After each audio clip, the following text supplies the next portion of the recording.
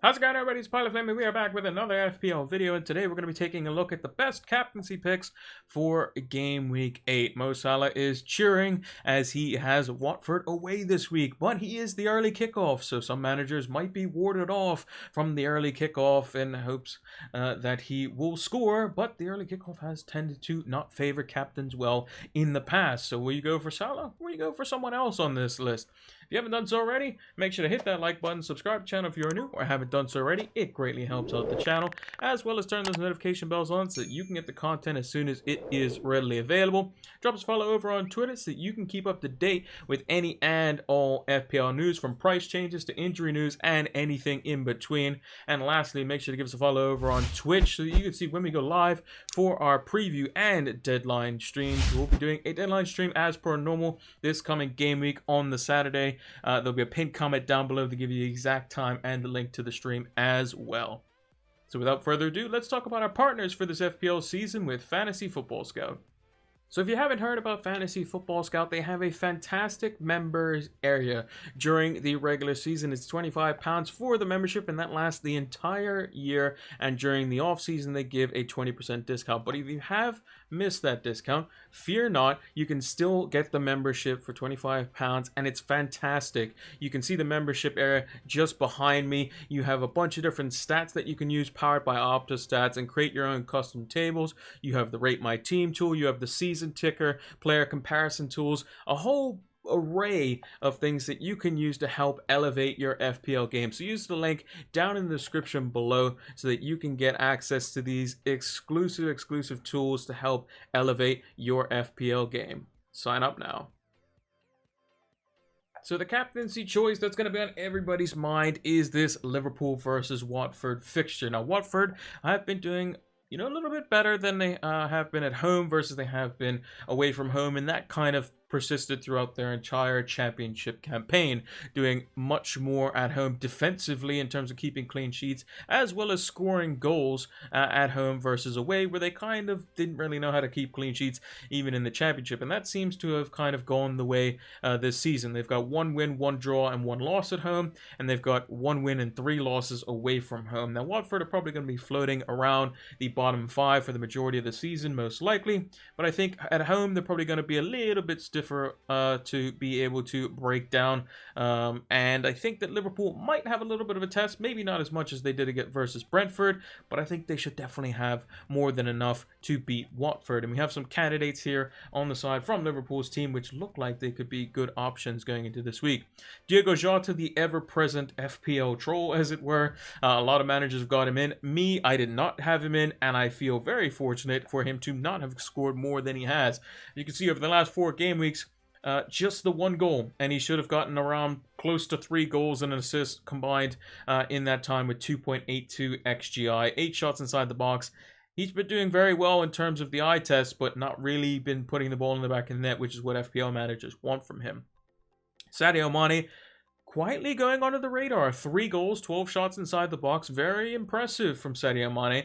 11.9 million. It could be a situation where, if you wanted to go something a bit differential, Sadio Mane could be the one. If you still have double Liverpool, you would have been handsomely rewarded over the past couple of weeks, but it is going to cost a premium slot for Sadio Mane, and a lot of managers have just gone for Mo Salah, who's been absolutely ridiculous over the last 4 game weeks. I mean, his goal versus City, where he just literally sat everyone down on their pads and said, "I'm the best player in the Premier League.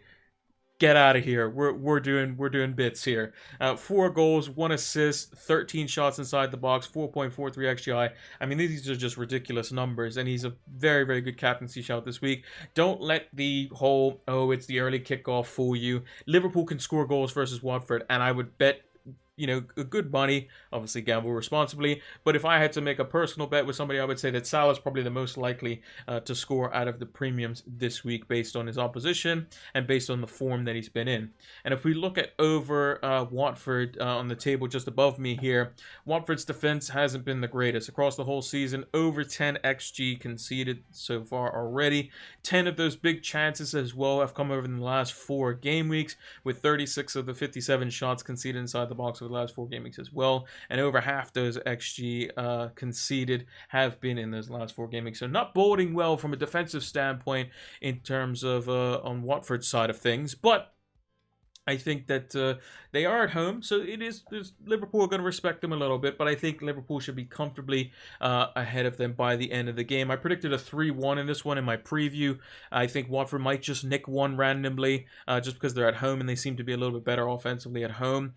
But I think Liverpool will have too much for them in 3 goals. Salah could be on another goal and assist, maybe a brace for him as well. And also, we have to remember he is on penalties as well, so he can easily get one of those and slot those away as well. So Liverpool, I think, is probably the best fixture. But who is the second best fixture, and which other premium assets do you have to consider as a captaincy option in Game Week 8? And the other major team that has a very good fixture and was earmarked for a lot of managers bringing in their players would be Chelsea.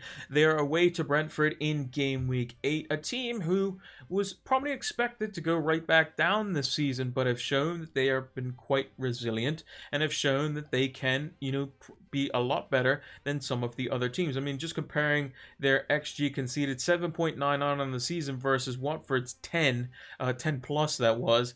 They're definitely a lot better defensively. They do like to attack as well, which can open up for Chelsea, which may play into their favor. But I just don't see Brentford getting as much joy as they did versus Liverpool. I think both stylistically, those teams will always have a firework of a game, as it were. Whereas Chelsea's going to stifle Brentford and then hit them on the break as well. And they'll also have a lot of the ball, which will be in their favor as well. Lukaku is just going to be an absolute monster if he's fit and available, and could do quite well in this game. And he was kind of positioned to be transferred in ahead of Cristiano Ronaldo's return to Manchester United. He would be swapped out because Ronaldo has Leicester and then a bunch of more difficult fixtures. But there could be a slight injury worry with Lukaku, apparently with some type of muscle strain of some kind. Those typically don't take a short amount of time to heal, and that was coming from Belgium manager Roberto Martinez. So we'll have to wait and see on that one. But his stats look decent: 2 goals, 7 shots inside the box, 2.1 for XGI over the last 4. Probably won a little bit more from a premium. Salah is obviously exceeding expectations massively. We thought Salah was good, but he's real good. And if Lukaku can get to that, then he's definitely going to be looking at potential permanent captaincy over these 4 fixtures coming up for Chelsea as well. I've also put the likes of Timo Werner in there, who's slowly come back into the team. 1 goal, 1 assist, 8 shots inside the box, more than Lukaku, with the same XGI over the last 4 game weeks. Now, he doesn't necessarily start every week, but for 8.6 million, he could be a budget player that comes in and might be able to get us some points. And if you're looking for a bit of a differential, he could be the one. Could start as one of the on the left-hand side of like the front 3, as it were, like a left inside forward. Or you can start down the middle, as it were, if Lukaku isn't available. The only problem with Timo Werner is consistency of starts. Would you want him long term? But if you're looking for a 1-week punt, maybe your wild card in Game Week 9 or something like that, he could be the one. And then lastly, Alonso, if he starts, we know he can do some damage. Chelsea, very good at keeping clean sheets for the most part. And his XGI is pretty good. 1.03 over the last 4 game weeks. 5 shots inside the box, so he is getting involved. And he has risen up 0.5 million thus far for his original price tag of 5.5 million. But I still think that shouldn't ward off any managers looking at him, though. If you look at him in isolation as a player, and when he does play, it's just a matter of will he play. Ben Chilwell has been playing well for Chelsea as of late. He played pretty good versus, I believe it was Andorra as well, getting himself a goal. So I think that Ben Chilwell is definitely in rotation now. Reece James was also spotted in training as well. He's back out on the grass and getting himself kind of limber and hopefully shaking off that injury, because he could be someone at 5.6 million, I think he is now, where he could provide some very good value as well and could provide potential rotation elsewhere, or how Tuchel sets up his team. And that's just many players that could be rotated in this Chelsea squad. I think the only really one that's going to play every game for the most part is most likely Jorginho, Lukaku if he's fit, and probably Antonio Rudiger, but everyone else could be easily swapped in and out of the team. So something to kind of just consider. Lukaku definitely firmly in the top 2 for captaincy shouts this game week. I would be personally considering it as well. There is, the kind of the, early fixture does put me off a little bit off Salah, but I think Brentford's defense is definitely better than the likes of Watford. So Chelsea could struggle, especially if they don't have Lukaku for this game week.